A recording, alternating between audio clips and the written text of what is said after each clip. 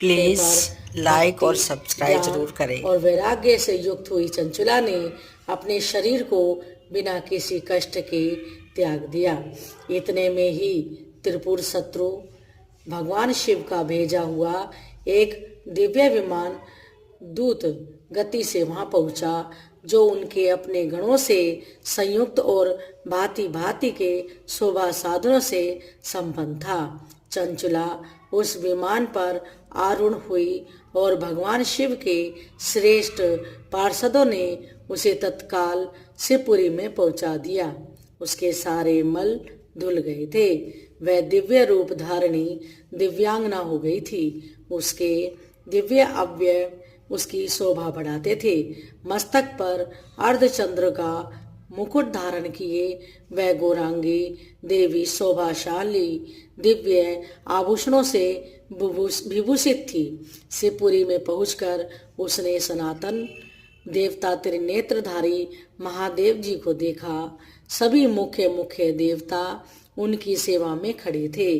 गणेश भृंगी नंदीश्वर तथा वीरभद्रेश्वर आदि उनकी सेवा में उत्तम भक्ति भाव से उपस्थित थे।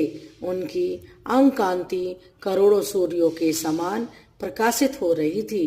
कंठ में नील चिन्ह शोभा पाता था। 5 मुख और प्रत्येक मुख में 3-3 नेत्र थे। मस्तक पर अर्धचंद्राकार मुकुट शोभा देता था। उन्होंने अपने वामांग भाग में गौरी देवी को बिठा रखा था, जो विद्युत पुंज के प्रकाश समान प्रकाशित थी। गौरीपति महादेव जी की कांति कपूर के समान गौर थी। उनका सारा शरीर श्वेत वस्त्र से भासित था। शरीर पर श्वेत वस्त्र शोभा पा रहे थे। इस प्रकार परम उज्जवल भगवान शंकर का दर्शन करके वह ब्राह्मण पत्नी चंचला बहुत प्रसन्न हुई।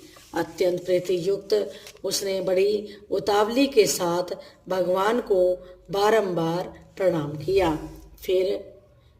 फिर हाथ जोड़कर वह बड़े प्रेम आनंद और संतोष से युक्त हो विनीत भाव से खड़ी हो गई।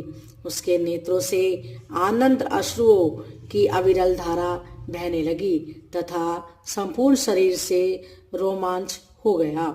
उस शरीर भगवती पार्वती और भगवान शंकर ने उसे बड़ी करुणा के साथ अपने पास बुलाया और सौम्य दृष्टि से उसकी ओर देखा।